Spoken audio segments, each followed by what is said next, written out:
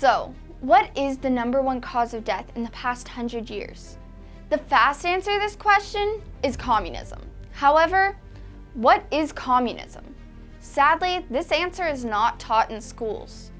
Pruitt explains that communism, sometimes referred to as revolutionary socialism, came to be defined by Marx's theories taken to their extreme end.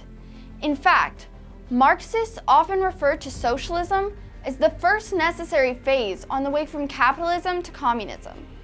Marx and Engels themselves didn't consistently or clearly differentiate communism from socialism, which helped ensure the lasting confusion between the two terms. In other words, the system that became the greatest cause of death in the past 100 years originated in socialism.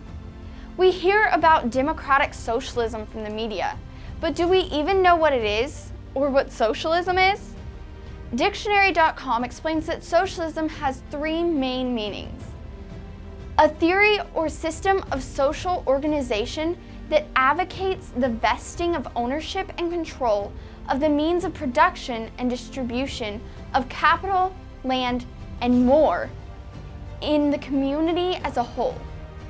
Procedure or practice in accordance with this theory.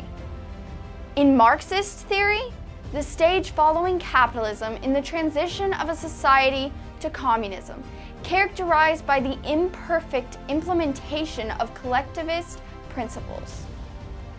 Basically, socialism is the idea that a group of people will make something that the government controls available to the public. But this seemingly good idea comes at the cost of higher taxes and more control from the government over things like schools or healthcare. Many people would say that it's not socialism the left is fighting for, it's democratic socialism. So what is this democratic socialism that the left keeps pushing? According to Pruitt, democratic socialism lands somewhere between social democracy and communism.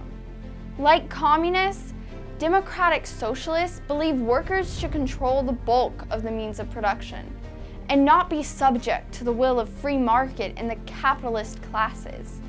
But they believe their vision of socialism must be achieved through democratic processes rather than revolution.